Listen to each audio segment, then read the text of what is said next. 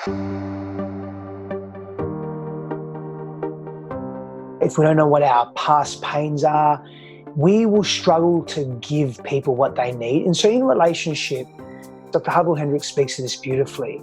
And essentially he says that adult relationships are a reflection of what we did and did not receive, both consciously and unconsciously, from our primary caregivers. So often the fear that you have will be met in its opposite by your partner as an adult. And so you have an opportunity to actually work through that and equilibrate that, neutralize it. So it no longer bothers you and it no longer keeps showing up as a pattern in your adult relationship. I'm Razi Berry, and this is Love is Medicine. At Love is Medicine, we explore the convergence of love and health. As we investigate the art and science of love, we discover how our relationships with each other and the world around us mediate and mitigate our biology, psychology, physiology, and consciousness. I welcome you on this journey to self-healing because love is medicine. Hi, and welcome back to the Love is Medicine podcast. I'm your host, Razi Berry, and we are on this journey together of self-healing.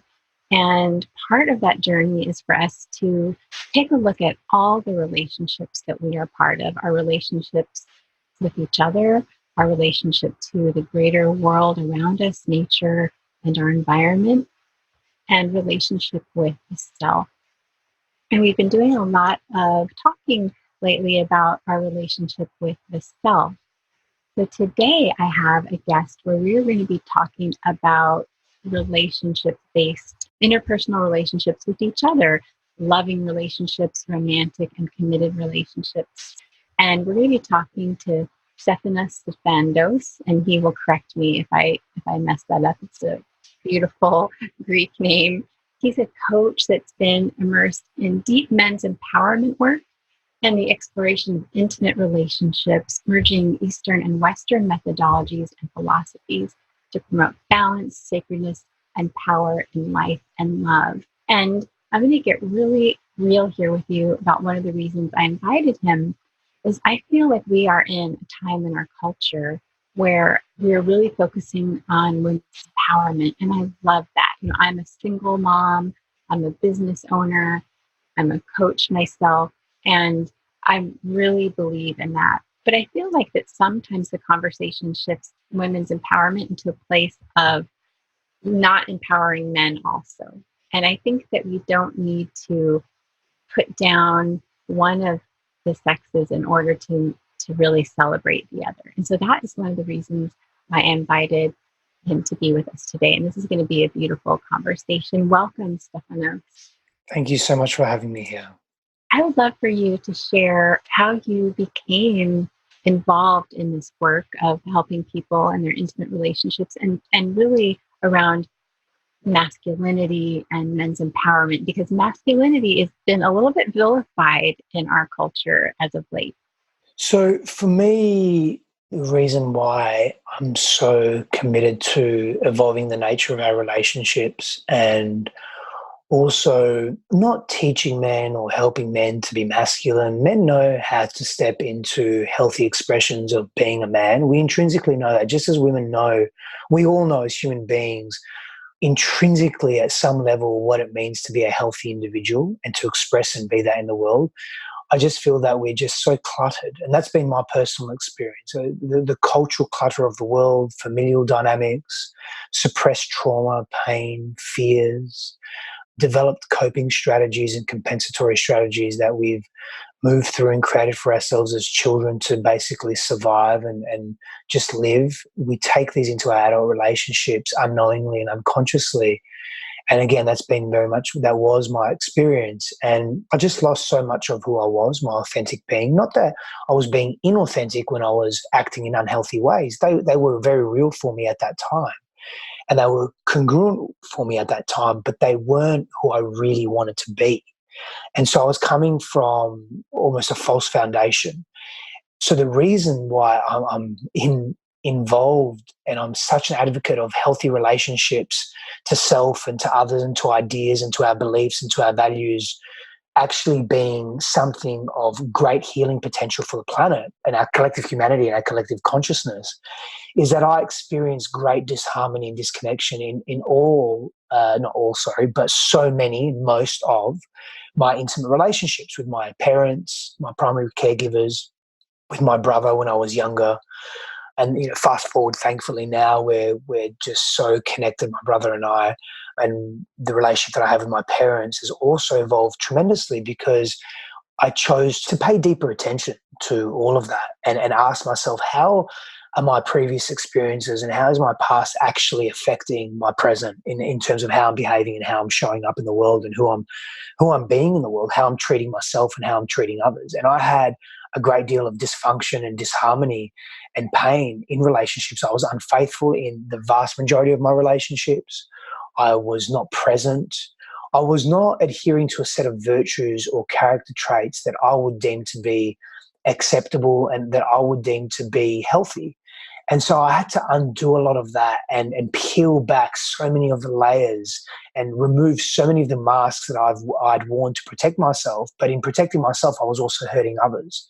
I was just trying to give you a very brief synopsis of my journey there. And I started asking the question around, what does it mean to be a healthy man? What does masculinity look like and feel like in the world? And that for me was, and what does a healthy relationship look like and feel like? Not moving towards a spectrum of perfection. It's not about that, or whatever that may look like. But what is a healthy relationship really feel like? And then so I embarked on that journey. Yeah, that's beautiful. Thank you for sharing.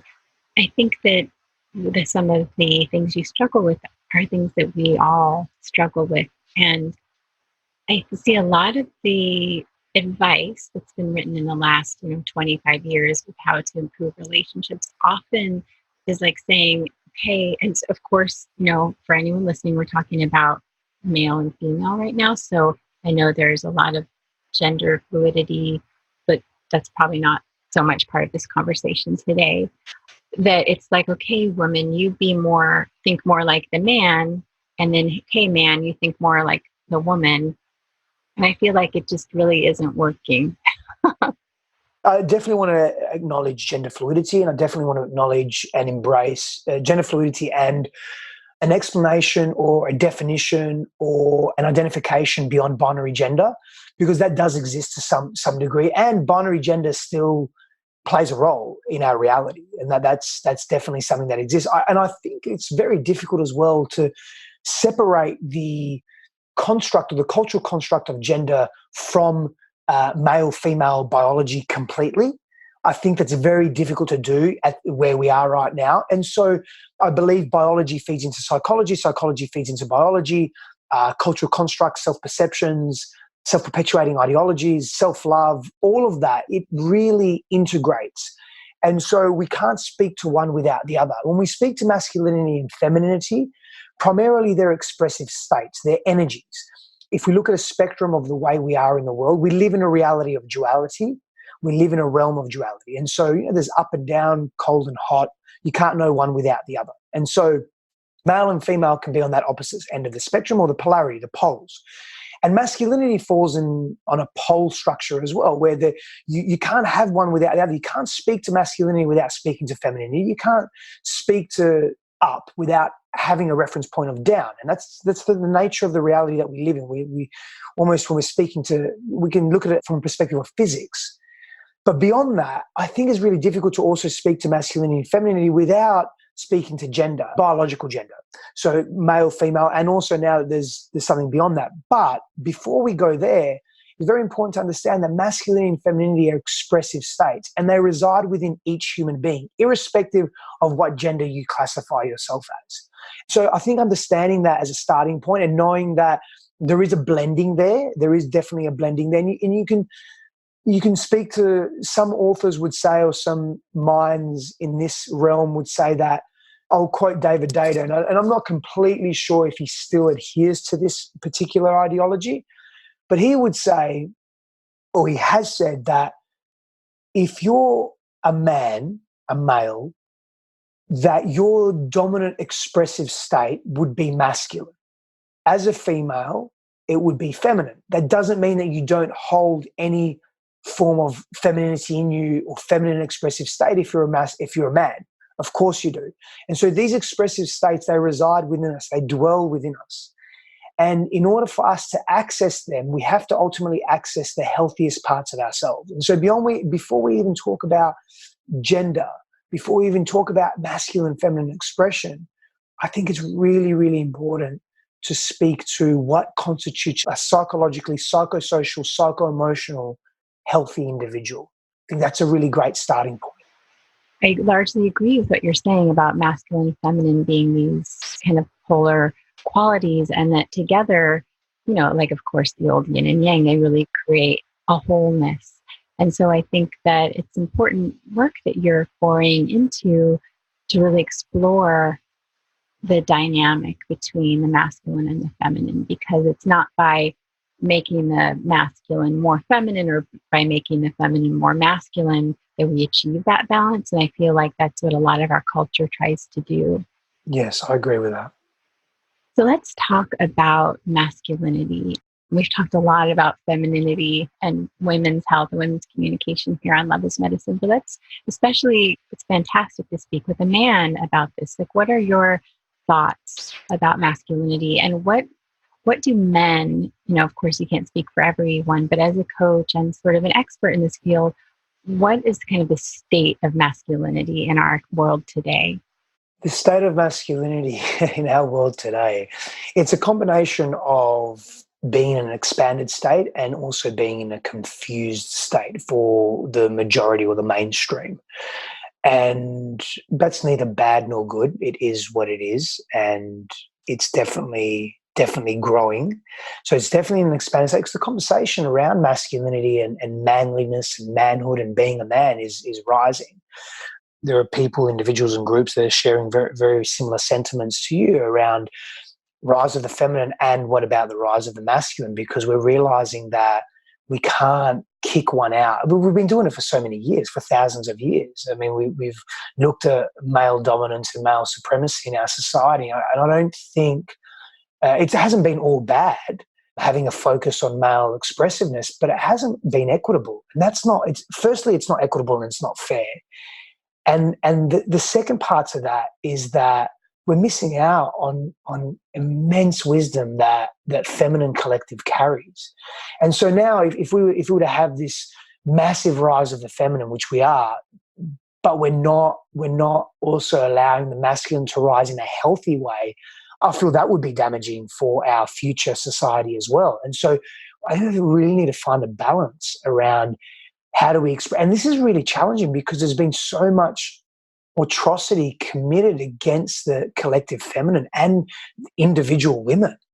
And so forgiving that requires so much strength and courage. And it's self-forgiveness, it's forgiveness of the feminine towards the masculine, forgiveness of the masculine towards the masculine and towards self, and making some massive changes and transformations in how we relate to each other and how we relate to ourselves. And this isn't an easy feat by any means, but we have to have these conversations and we have to delve into it, and we have to look at, okay, well, how can we be different and what does that look like? And I also think we have to accept that there's going to be a process of pain that we all move through together.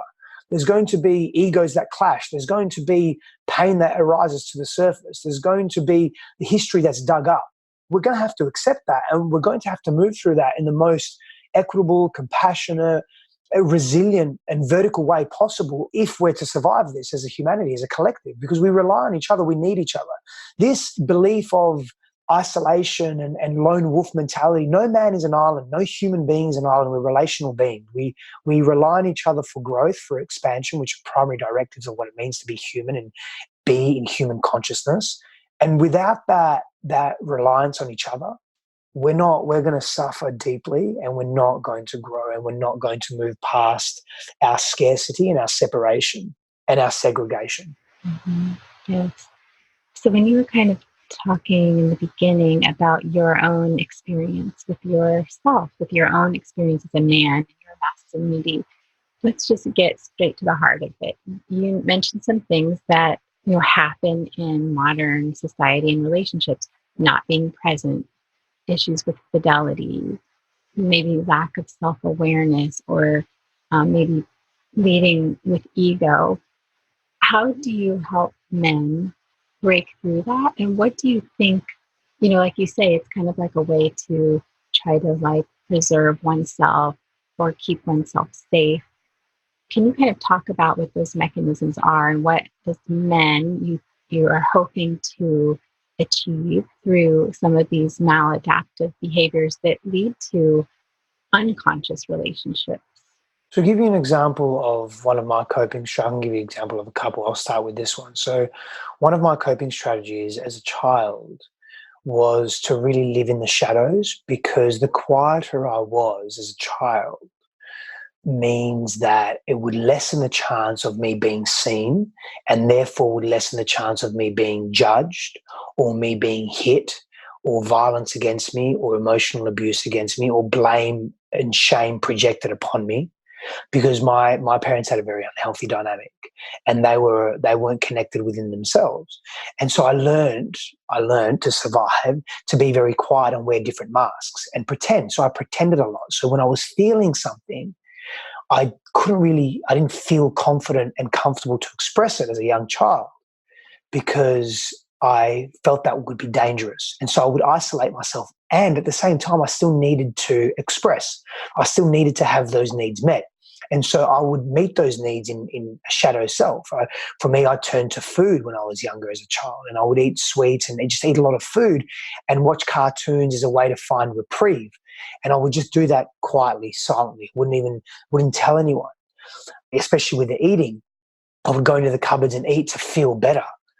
And so as an adult, what I did was, and I'll couple this as well to give some more clarity, but what I witnessed in my parents was a very unhealthy dynamic: violence against each other, violence against us. They were never happy. My mother was complaining constantly. If I didn't have you children, I wouldn't be married to your father. Like, she would literally say those things. And she wasn't saying that from a place of malice. She was saying that, there was emotional enmeshment with I was the eldest son. I am the eldest son with myself and my mother, and emotional entanglement there. And so she projected a lot of the needs that she needed from her husband, my father, onto me. And so she would have these conversations that she probably thought were innocent, and I didn't think much of it either, but it affected my psyche in the way I reacted and responded in the world, but also interacted with women. And my mum would always be talking about, I need to be having freedom. I want to travel. I wanted to be an Egyptologist, but I couldn't be that. I couldn't be an archaeologist. I was restricted by my parents. They wouldn't let me do what I wanted to do. And so I was exposed to this concept of freedom. And so freedom for me was very important. And I made the unconscious and sometimes conscious associations that being in a relationship or being in a marriage is just not healthy, and it restricts your freedom. And I love my freedom. But I also wanted to be in a relationship because I wanted to, as human beings, we want to give and receive love. And so I wanted to be in a relationship as well at the same time, but I couldn't do both. And so what I did, instead of just being honest, because I didn't know how to be honest, because I didn't practice that, and I'm not making excuses, I completely take ownership of all of my behavior: the aggression, the agitation, the frustration, the lack of clarity, the confusion, the infidelity. I take complete ownership of all of that. And understanding where I came from helped me actually stop that behavior and redirect my energy into something that was healthy and productive and very transparent. And so when I was in relationship, I wanted to be there. At the same time, I was feeling immense feelings of annihilation, restriction. And so how I would alleviate that is I would be with other women to feel free. And so I was like, big sigh of relief. I feel free. I can still be in relationship. Being in the shadows is normal. That's what I've done all my life. Everyone, not everyone, but so many other men around me are doing it. It must be the norm. I'm not going to question it. I was ignorant. I chose to remain ignorant and unaware. And I just kept doing that. But the guilt and the shame was still eating me up. And so that compensatory strategy of hiding in the shadows wasn't serving my adult relationships. That idea and belief system of the only way to have freedom is to not be in relationship, yet I still wanted to be in relationship, that confusion and then bringing that confusion in relationship was not healthy. And so there's a couple of examples of how those compensatory or coping strategies that we develop as children transfer and translate into our adult lives. How I assist men is helping men get really real with who they are and start telling the truth, and creating a space for them to tell the truth with respect to who they are and go into their shadow and express that shadow and not suppress it. because I did that, and so many men that I know and so many men that I work with suppress that shadow within themselves over and over again for many, many years. And so what I help men do is create a space of non-judgment and trust where they can express themselves and get very real with who they are, who they want to be, what they want, what they've done, who they've been, without judgment, and allow them to express that. It's a somatic experience. It's a somatic process. It's a psychosomatic process, which means it's a mind-body integration. In short, when we have experiences, we store them in our bodies at a cellular level. And the only way to release that trauma, that trapped trauma, or that trapped pain, or those trapped fears and those negative and unhealthy and intense experiences, to move them through the body, to energetically move the body and attach emotion and even cognitive awareness to that, to the experience, to the memory, and dislodge it, literally let it leave our body. And so I help men in that respect. I don't help men. Yes, I've got principles and frameworks of what it means to be a masculine, healthy masculine man in contemporary times, and I share that with men. And if it aligns with them, they take that on, and if not, that's fine. But it's really an opportunity for men to release all the blocked stuff in their being, is how I assist men. Oh, wow. So there's a lot of stuff to unpack there. Yeah, it takes quite a bit of self-awareness to take a look at what we call our shadow side and want to be honest. I love this vein so much of honesty. And it's in fact something in a different aspect, but with regards to our health, I teach a lot, because I feel like a lot of our physical illnesses come from not really being honest with ourselves, not being straight with ourselves about how we need to move through the world. I think it's really powerful that you are inviting the people you work with regard to the relationships to really be honest. How do you start people down that path? Because especially in what we traditionally sense as masculinity, being honest can be a very vulnerable place to go. Yeah. So honesty for me is very intimately linked to honor, and honor is a key component of healthy masculinity. Vulnerability for me, and I really take a great deal of Brene Brown's work here when she speaks to vulnerability and what defines vulnerability: the ability to move into the unknown, the ability to deal with or experience emotional volatility, the necessity to express courage. These are characteristics of vulnerability. And I would say that's a beautiful combination of actually masculine and feminine energy. And I would add to that there's a need for self-compassion and self-love that comes into that and feeds into that. And so traditionally in our culture, being vulnerable, being raw, being open has been seen as a sign of weakness, and that is not associated with manliness. And let's be very real, being vulnerable in certain situations is actually not healthy, and can be dangerous. Vulnerable in the sense of emotive expression. If we're expressing ourselves in a leaky way or in a messy way and we don't have control of who we are, in the past that's proven to, and in the present that's proven for men to be dangerous, because often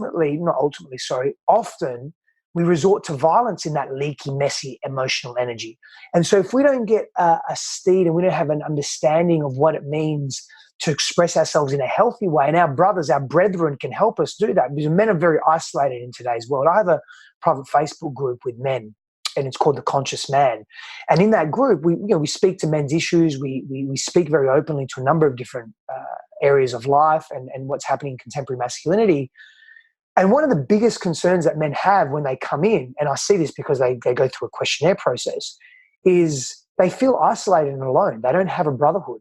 And so they internalize so much of their pain. They don't have anywhere to go with their pain. And so what happens is that compounds, and they either commit suicide or they continue to withdraw from the world and are in immense depression, or they outlash into the world, and they're violent and they're abusive. And that's what men are meant to be. Now, in some respect, men are naturally violent. We've evolved that way. But we don't have to express our violence and our anger in the way that we express it, which is unconsciously, and that comes from, if we look at the chakra systems, that comes from our base chakra, that comes from our primal energy. We can divert that energy. We can redirect that energy. We can, through self-awareness practices and understanding ourselves, through having a support, of brethren and brotherhood. Our times have changed. We're no longer living in an environment where we're in the jungle or in the mountains where we're fighting saber-toothed tigers. Our life expectancy is 20 or 30 years old. We're in a very different time now. We're in a time of great peace. We're in a time of great feminine energy, actually. And so adapting our healthy masculine ways to be in conjunction with the world that we live in is very important, and honoring some of the ways that we've evolved as men is very important as well, but we can do that in a different way. And so when we speak to characteristics or virtues such as courage, we no longer need to physically survive in such abrupt ways in our environment. So that level of courage is different. But we can exhibit courage in other ways, such as we can journey internally. We can go into the depths of our hearts. We can move into presence. We can look at our past pains and deal with that and have that internal war, per se. We can display courage in other ways where we can still be connected to nature and go out into nature and hike and climb and still display courage in that way. We can play sports, and we have to, whether it be, when naturally men are to some extent born to fight. We've evolved that way. Our hormonal profile even says that way. But do we need to go out on the street and be violent against strangers? No. Do we have to have war? No. And this is it's a far longer conversation, because I'd have to extrapolate the meaning of this. Mm-hmm. But we can join a fight club or an MMA or a kickboxing or a boxing club, and we can have that with other men, and in a healthy way. And it's not necessarily a negative expression of violence. Or we can play other sports such as football, basketball, soccer. In Australia, we have a sport called cricket. You can play individual sports such as triathlons, and you have to dig deep and go into courage within yourself to ride 200 miles or to lift 200 pounds or 300 pounds or whatever it is. So, it doesn't have to be violent or a physical contact based sport. It doesn't have to be that. But from a primal perspective, we're tapped into being physical beings, very physical beings. So being physical with another man in a healthy way, wrestling, for example, jiu-jitsu or Greco-Roman wrestling, it can be really healthy, and it helps men connect to each other. And it's not about coming from ego. It's not about being better than the other person. It's about just consistently bettering yourself. And there's an element of camaraderie. There's an element of physical exhaustion. There's an element of, I have to dig deep into some courage.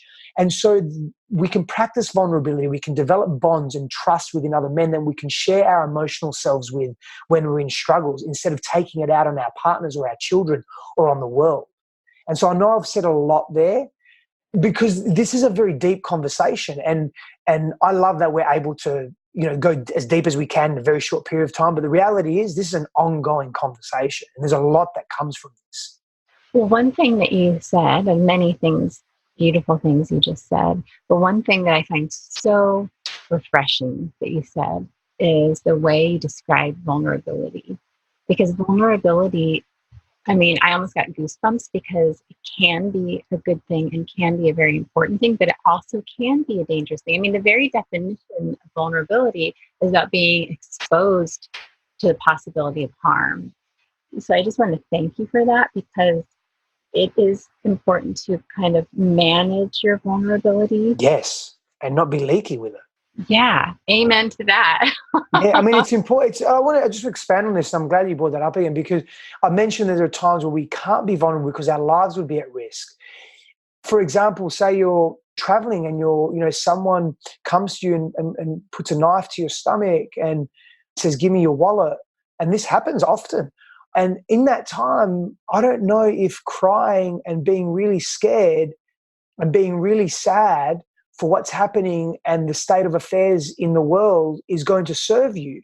You may have to step into some courage and think laterally, think rationally, and then you, after that experience, that ordeal is over, then you can be vulnerable with what you've experienced, with yourself, with a trusted group, with a therapist, whatever it may be. In that moment, though, being vulnerable is not going to necessarily help. So I'm an advocate of vulnerability. And there are conditions to that as well. And it doesn't mean that you're retracting your vulnerability. It means that you're just getting very real, that men don't really yearn to cry at a whim, or men don't really yearn to be vulnerable all the time. However, there are times when they need to express, and they need to emote, and they need to communicate. And it's in those times where having a healthy support system of other human beings is really useful. And having tools and strategies to deal with that. So whether it's going for a walk, whether it's drinking a big glass of water, whether it's a combination of a breath, sound, and movement practice to move the energy and understand your circumstances at a greater depth from a new perspective, instead of internalizing it, self-blaming, self-shaming, and then projecting that onto others that we love and care for because we're not choosing to deal with it ourselves. And so there is a place for vulnerability. Absolutely. And I think about, too, from a woman's perspective, because women traditionally have an easier time being vulnerable.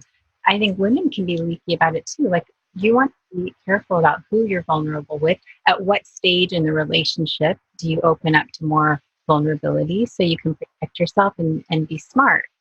I completely agree with that. And it's because people are human too. Like, people really struggle with, how do I express myself? Are they going to judge me? Is he going to hate me? Is she going to think I'm weak?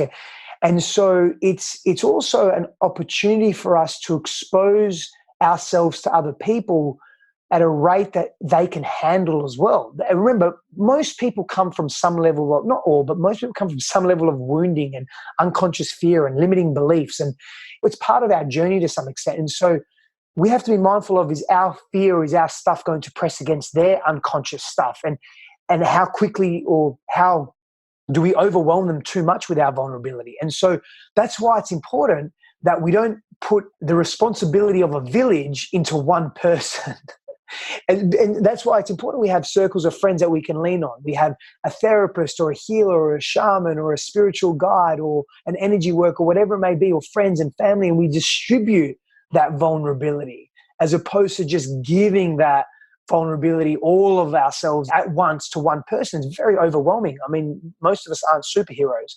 And so taking that load on and showing up and not being affected by that ourselves can be very challenging.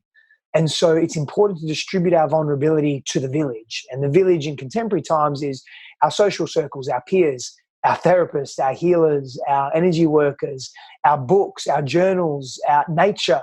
That's really important.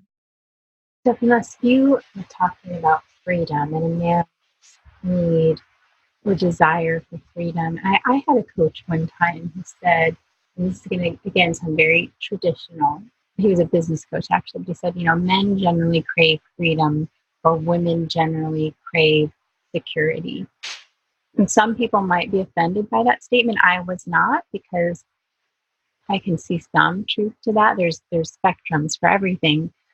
But how do you, in a conscious relationship, how do the women get their sense of security and the men have their sense of freedom and still kind of be together?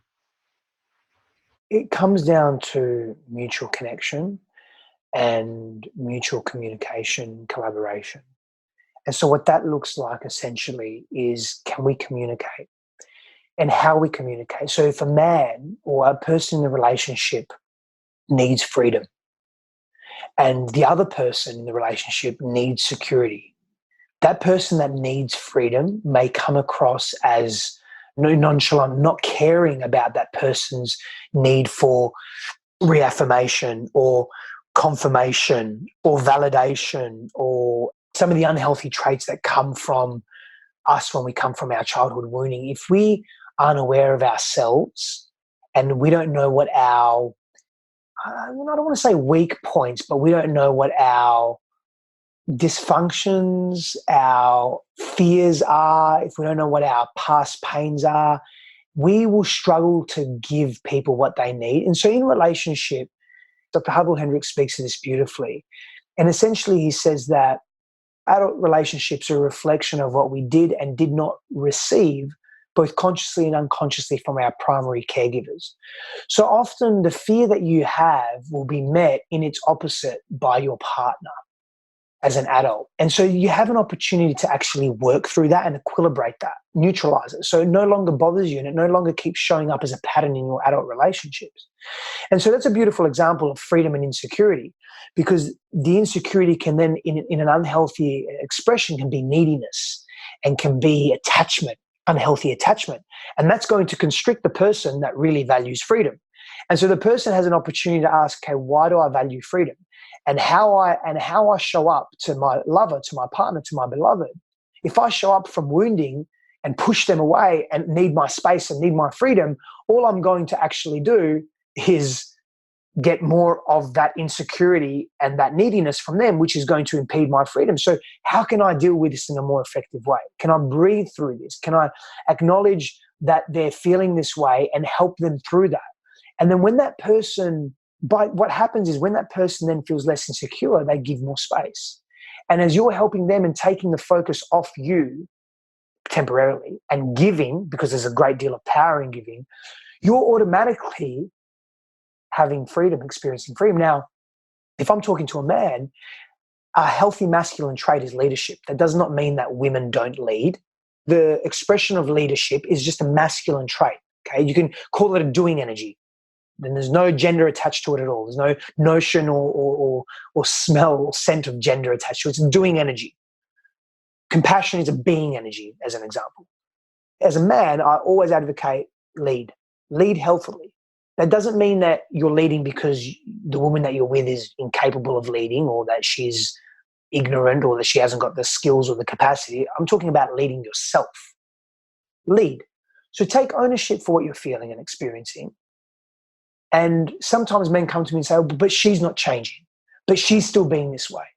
And I say, my response is, great, keep thinking like that and you're just going to keep experiencing tension in your relationship.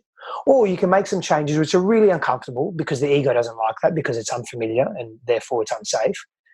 And you can venture into the unknown, e.g. be vulnerable with yourself and with what you're experiencing and take lead on this situation. Not because the feminine is crazy and in her wavering flow and has no control of her faculties, not at all. It's nothing to do with that, because she doesn't. She's actually quite in control. And can you master yourself? And in that process, what you'll find is by giving and recognizing that the other needs you, the other human being that is in your life really needs you, you're healing yourself and you're healing your pains and your past and your fears. That's beautiful. And you also mentioned honor earlier, which is, I think, a really wonderful trait that maybe we've kind of lost or forgotten about the important. I think there are other generations that had to express that more than maybe now. And I think what you're describing is a way to really show honor. Yeah, that's definitely one of the ways that we can show honor. Honor is part of there's an author, Jack Donovan, who came up with who created a structure for masculinity in some sense. And he's got many other models. He has many other models, but one of them is the 4 tactical virtues. And I've looked at those tactical virtues and I really like them. And I've added another one and I've created 5 tactical virtues. And then I've integrated them in what does that mean in contemporary times for men. And so honor is one of those tactical virtues. For me, it's very, very important that we have honor as a tactical virtue. In previous times, as we were evolving hundreds and thousands of years ago, millions of years ago, when we were in a band of brothers, because often the man's role was to hunt, was to gather, was to extend the perimeter, was to protect the environment. Part of that was largely because of our physicality and our ability to do that as physical beings. And so what you'd find is when we're looking at archaeology, when we're looking at evolutionary theory, when we're looking at evolutionary psychobiology, and we're looking at how we evolve, we also evolved in small groups. And so men would spend much time together, intimate time together, and each man would bring an individual skill to that group. And that's where mastery is one of the tactical virtues. And so maybe it was making weapons, maybe it was setting the perimeter, maybe it was hunting, maybe it was tracking, whatever it may be. And so honor largely came in your ability to really help the tribe survive and do your part and play your role at the absolute best that you could play. And so if we look at our past in that way, I wonder if we actually had issues with identity crises because we actually knew who we were and we knew what we needed. And I know there's many, many things that have changed from 1.5 million years ago to now in terms of our consciousness, our brain biology has changed, The complexity and the layers of our culture has changed, of course. Technology, the way we think about the world, our understanding of past, present, and future, like, so much has changed. I get that. But it's interesting to think about these concepts and these notions. And so that's why I said it's difficult to completely separate biology from social construct. I don't think we should either. I think our biology plays a role. I mean, my fiance at the moment is going through some physiological changes. I can share this because she shares openly, where she's got a virus. And this virus, she's on top of it now largely through the medical medium. If you've heard of him, he's an amazing doctor, or an amazing person doing things in the world for people that are really struggling with these unseen viruses. But long story short, this virus was actually affecting the way she was behaving and feeling as well. She was feeling very strange and she was feeling very worried, excessively worried. And this is what part of what the virus does in terms of changed internal biology. And so we can't separate our psychology from our biology and vice versa. That's why when we speak to masculinity and femininity and male and female and beyond the notion of binary gender, there's a blending that's taking place. And we're at the forefront of it. We're at the beginning of it. Where is it going? I don't know. I'm very interested to find out, that's for sure. Most of my audience is women, but we do have men listeners too. So how can women support and honor men's masculinity, without trying to make them be more like them? And how can men do the same thing? How can they honor and support each other? In my experience, I have grown tremendously and have stepped into healthier states. I have to be really, really honest with this, largely because of the compassion and the non-judgment of females and feminine energy in my life. And that was a game changer for me, because I felt this duty and responsibility and this inspiration to be a better human being. Every time I was met with, and every time I was honest and I was feeling immense shame and guilt for my actions, whatever they were, when I was met with non-judgment and compassion by the feminine heart, I was propelled deeper. I was plummeted deeper into the depths of my own heart and my own presence, my own masculine presence.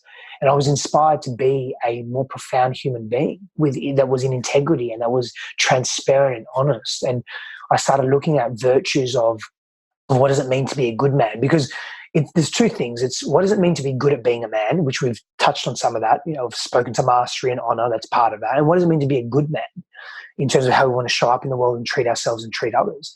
And so what I feel women can do for men is that compassion and that non-judgment and that forgiveness. And there's a rise in that. I'm seeing that and feeling that in the world, where women are meeting men and saying, we forgive you and we forgive ourselves and we love you and we need you and we need you to be the best version of you. And us hating on you and being in deep resentment is actually not going to bring that out in you. And so we love you. And that's the power of the feminine. They have that ability to dissolve the ego, I believe, far quicker than men from a culturally conditioned place. And how men can really support women is, in so many different ways, is to do their inner work, is to be open to doing their work and shift from ego into presence and being willing to listen and take ownership and responsibility for the collective and for their individual actions as well. I feel that's a great starting point. And that's that, and mutual respect and mutual reverence. Yeah, that's so good. Because, respect is something you can't command. You have to earn it. And so a woman is not going to earn respect by using like hate or discontent or anger towards men to transmute, the shadow side, and vice versa. So thank you for bringing that up. Respect. That's a really important aspect to any relationship. And there's so much under that we wouldn't be able to go into today, but maybe we have another conversation sometime about that. Yeah, absolutely. I'm very happy to. How can men listening and the women in their lives, how can they work with you? Of course, thank you for asking. So a number of different ways you can reach out to me, either via my website, stefanossafandos.com, or you can reach out to me on social media, Stefanos Safandos, really simple, whether it be Instagram or Facebook or YouTube, yeah. Excellent. We will definitely have all those links here on the show notes for Love is Medicine. And I encourage everyone listening to share this episode with someone that you think it might resonate with. And my last question for you is, what does love is medicine mean to you? Well, my initial response is everything. Love is healing. Love is all there is. Love is everything. Love is our natural state. And when we tap into that love that's not constricted, that's not overtly and highly conditional, that's not laden with fear, that love that streams through our divinity and our natural, authentic state, which is that unified consciousness, which is very hard for so many of us to grasp, and even myself, we're human, right? But that's part of the journey. I think that is the medicine. That is the sacrament. Love is sacrament. That's really beautiful. Thanks so much for being here. Thank you so much for having me. I deeply appreciate it. Thank you so much for joining us at Love is Medicine. I'm Razi Berry, and I love exploring these themes with you. If you enjoy these topics, you can spread the love by subscribing on iTunes or Apple Podcasts. Leave a comment or review. I read all of them. And until next time, remember, all healing is self-healing.